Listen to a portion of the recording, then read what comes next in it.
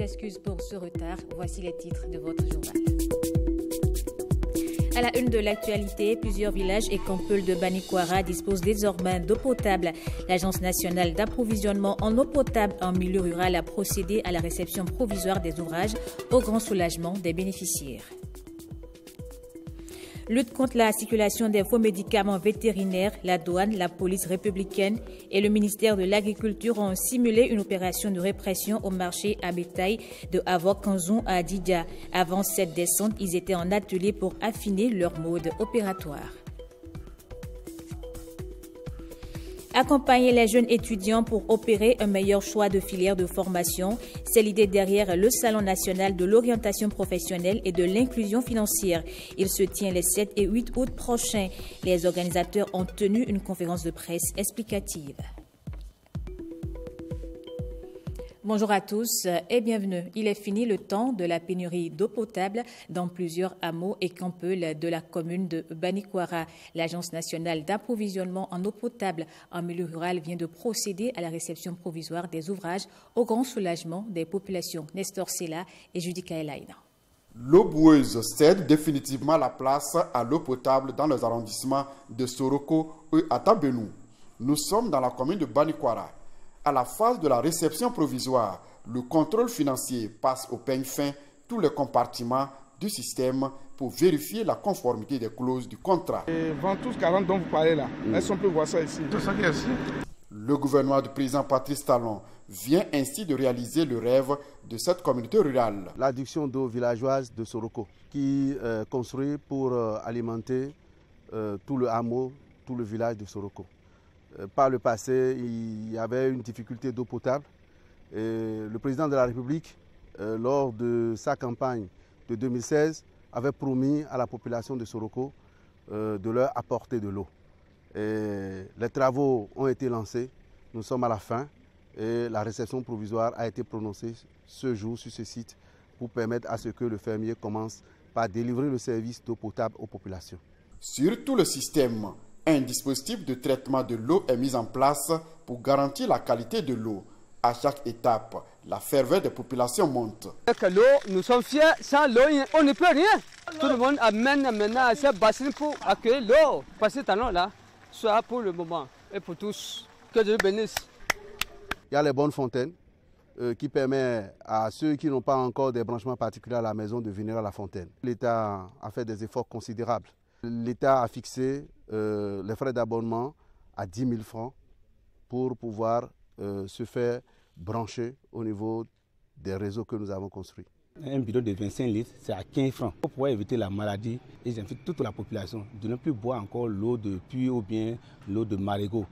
Je l'invite tout le monde à venir acheter l'eau à 15 francs le bidon de 25 litres. L'Agence nationale d'approvisionnement en eau potable en milieu rural, maître d'ouvrage délégué, et la société Kaboura Sal ont réceptionné les ouvrages à la grande satisfaction des bénéficiaires. Nous remercions le gouvernement qui nous a donné ce château-là. Nous sommes tout près d'eau maintenant, nous sommes à l'aise. On est très contents. Ici, on était dans le pénurie de l'eau. Voilà, aujourd'hui, monsieur le président Patrice Talon nous a amené de l'eau. Un grand forage que vous voyez. Vraiment, à partir d'aujourd'hui, là, ça veut dire que c'est fini, on n'a pas plus besoin d'aller boire l'eau de la mare ou bien l'eau du puits. Non, ça là, c'est fini avec nous. Cet ouvrage qu'on a reçu à Atabenou, les peines de la population d'Atabenou sont réduites. Toutes les populations de cette localité, n'est-ce pas, remercient l'œuvre qu'on a reçue ici du président de la République, Patrice Guillaume Talon. À toutes les étapes du périple, c'est le même exercice pour garantir l'accès à l'eau potable pour les populations rurales de Soroko et Atabenou dans la cité de l'Or-Blanc. La mission de l'Agence nationale d'approvisionnement en eau potable en milieu rural a également procédé à la réception provisoire des ouvrages réalisés dans le cadre du projet d'amélioration des systèmes d'approvisionnement en eau dans 3 autres arrondissements de la commune de Banikwara. Les précisions avec Nestor Sela et Judika Elaina. Le gouvernement du président Patrice Talon met fin au calvaire de ces braves citoyens de Koké, Atabenou et Soroko. À l'arrivée de ces bonnes fontaines, vraiment, toutes la population, surtout les femmes, elles sont contentes parce que aujourd'hui, le village de Koké-Sinakbarou et le village de Koké-Filo connectés en l'eau potable. Je tiens à vous remercier et prendre l'engagement. On va sensibiliser la population pour que tout le monde utilise cette eau-là pour nous permettre qu'on soit en bonne santé. La population de Tégou est très contente de boire l'eau potable. Avant, on buvait de l'eau de marigot. Vraiment, je suis très content et la population de mon village est très contente de Patrice Talon. Parce que ce qu'il a dit, il fait. On a bien vu ça. Il a dit ça, il a bien fait ça. Et c'est bien fait. On le remercie et on le prie que Dieu lui donne une bonne santé. L'eau de qualité pour tous et à portée de main, c'est le défi du gouvernement. Au niveau de l'arrondissement de Soroko, nous avons eu à réaliser un château d'eau d'une capacité de 50 mètres cubes, hauteur sous cuve 12, avec 12 bornes fontaines. Pareil, à Tabenou, nous avons un château d'eau qui fait 50 mètres cubes, hauteur sous cuve 12, 2 stations de pompage et de traitement d'eau parce qu'il y a une projection sur le long terme. Que c'est encore plus grand parce que la densité de la population est grande. Là, nous avons un château de 75 sur hauteur sous cuve 12 mètres, 40 bornes fontaines et 2 stations aussi de traitement. Dans chaque station de traitement, il y a le local groupe, il y a le local de traitement d'eau et un bureau pour permettre aux fermiers de s'installer. Il y a des clôtures bien aménagées, bien solides de façon durable. Nous avons aussi sur chacune des sites, nous avons pensé à l'environnement. Nous avons planté des arbres pour des sauvegardes environnementales. Désormais, au niveau des 3 arrondissements, l'eau est disponible. Les points d'eau, comme les bonnes fontaines, ont été construits. L'idée du gouvernement, c'est que les populations aient un robinet d'eau à la maison. Déjà que le fermier a pris en main les ouvrages à partir de ce jour, les populations sont invitées à se rapprocher de l'opérateur pour pouvoir solliciter les abonnements. Pour un branchement particulier de façon courante, le montant est de 120 000.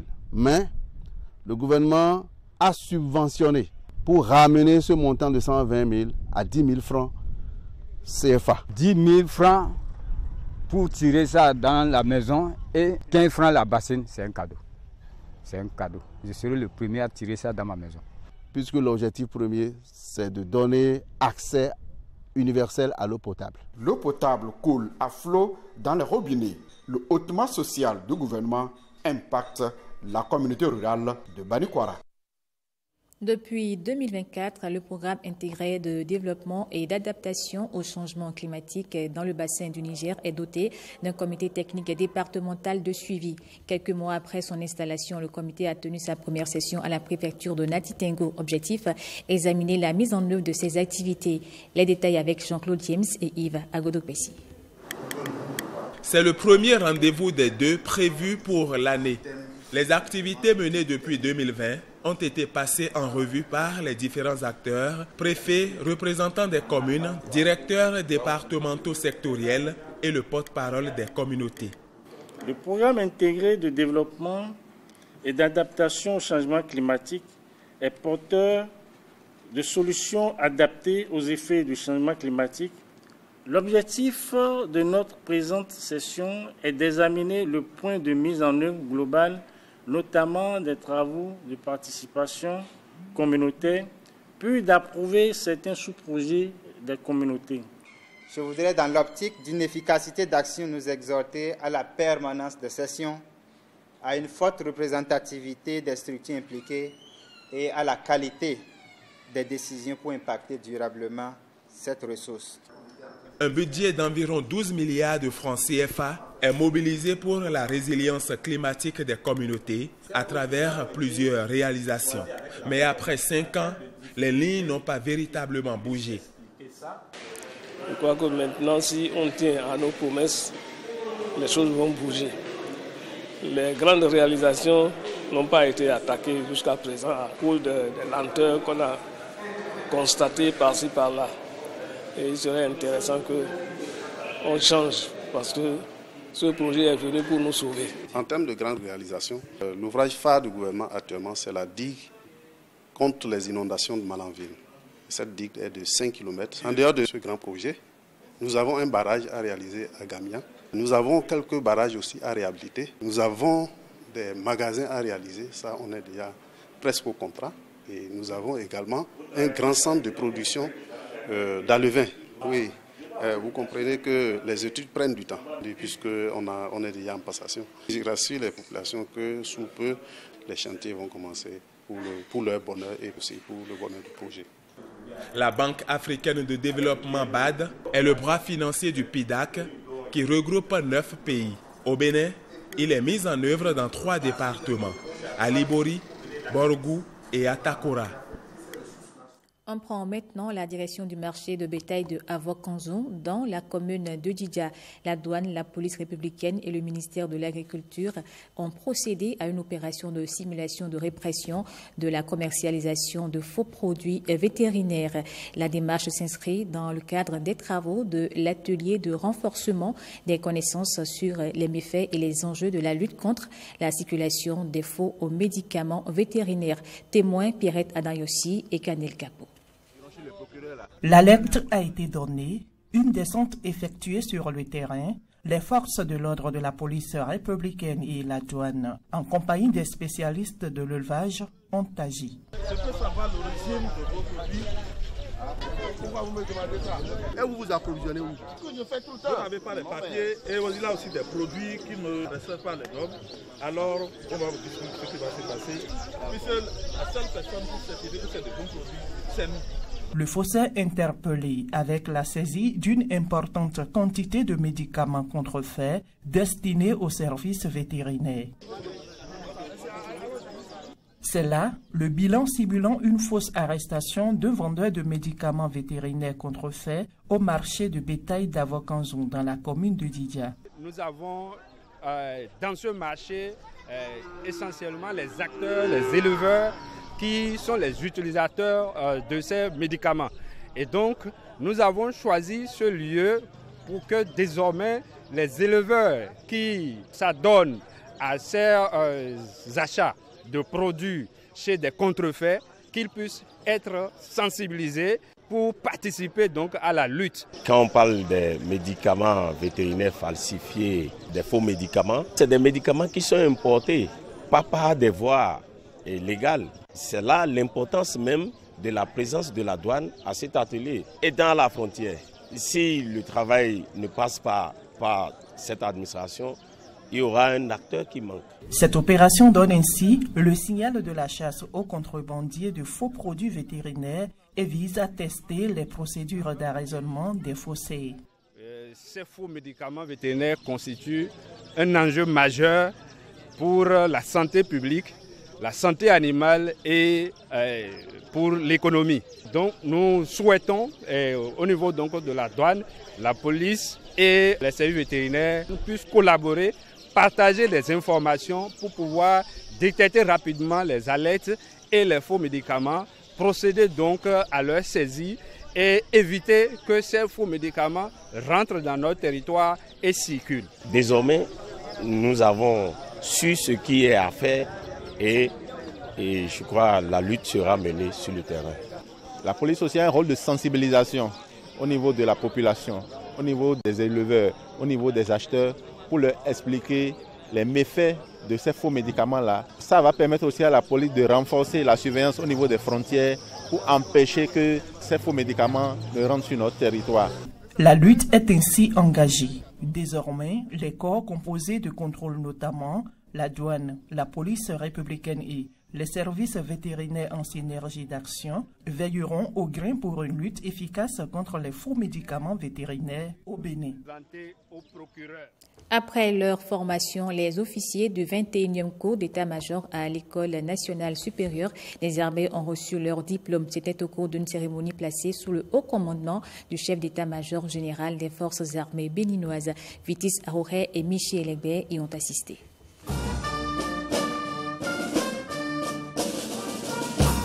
Revue de troupes symbolique pour marquer la fin du 21e cours préparatoire à l'obtention du diplôme d'état-major. 11 officiers du Bénin, du Mali, de la Côte d'Ivoire, du Cameroun, de la Centrafrique et du Congo achèvent ainsi une formation de 9 mois. Durant cette longue période, l'enseignement dispensé a été centré sur l'acquisition des compétences essentielles qu'un officier doit détenir pour travailler dans un état-major opérationnel ou organique en tout temps. Les techniques d'expression écrite et orale, de même que la méthode de raisonnement général, ont été enseignées aux officiers stagiaires pour leur permettre d'une part de maîtriser la rédaction des principaux documents d'état-major et la prise de parole pour défendre leur point de vue, et d'autre part, pouvoir proposer à leurs chefs hiérarchiques des solutions réalisables face à une situation complexe. Les 11 officiers sont outillés pour planifier et conduire une guerre au sein de leurs armées. Face aux défis sécuritaires du continent africain en général et du Bénin en particulier, il devient impérieux d'y adapter un enseignement militaire supérieur dont l'objectif principal est la formation des élites militaires opérant en toute aise et en confiance en état-major, en basse ou en haute intensité. C'est le rôle prépondérant que joue l'École nationale supérieure des armées en élevant le niveau de ses stagiaires dans des domaines variés. La proclamation officielle des résultats des examens et la remise des diplômes constituent également les temps forts de la clôture du 21e cours d'état-major à l'École nationale supérieure des armées. Je vous le disais en titre, le Salon national de l'orientation professionnelle et de l'inclusion financière se tient les 7 et 8 août prochains à l'université d'Abomey-Calavi. C'est une initiative de la Société d'inclusion financière. L'objectif est de permettre aux jeunes d'opérer un meilleur choix de filière de formation à l'université. Les organisateurs ont tenu une conférence de presse pour expliquer les tenants et aboutissants. Jacob Toshoedo et Amandine Niamoussou. Placer l'orientation professionnelle des jeunes au cœur de toutes les attentions. Le SANOPIF, Salon international de l'orientation professionnelle et de l'inclusion financière, en est une plateforme dédiée, un espace d'échange entre jeunes, nouveaux bacheliers, étudiants, entrepreneurs professionnels et les acteurs du système éducatif et financier. Il est conçu comme un accélérateur d'opportunités. Le SANOPIF, c'est toute une vision. À travers le SANOPIF, nous constituons un vivier qui pourrait servir en fait à ces universités, à ces centres de formation qui vont s'installer dans les universités.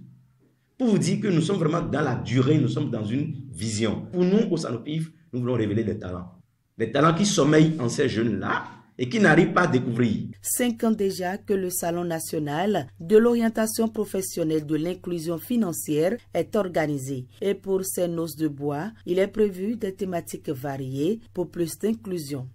À date, notre impact est éloquent. Nous en voulons pour preuve, plus de 2000 jeunes ont déjà participé directement aux précédentes éditions du SANOPIF. Le SANOPIF 2025 se veut donc plus inclusif, plus participatif et encore plus utile. Il mettra en avant les métiers d'avenir, les mutations numériques, l'inclusion financière, l'entrepreneuriat, mais aussi l'employabilité à travers une foire de l'emploi, des ateliers pratiques, des conférences thématiques et bien plus encore. Le SANOPIF s'affirme aujourd'hui comme un levier de transformation sociale et économique. Il apporte des réponses concrètes aux défis contemporains de l'insertion professionnelle et de l'inclusion financière. Et c'est la fin de ce journal. Merci de votre aimable attention.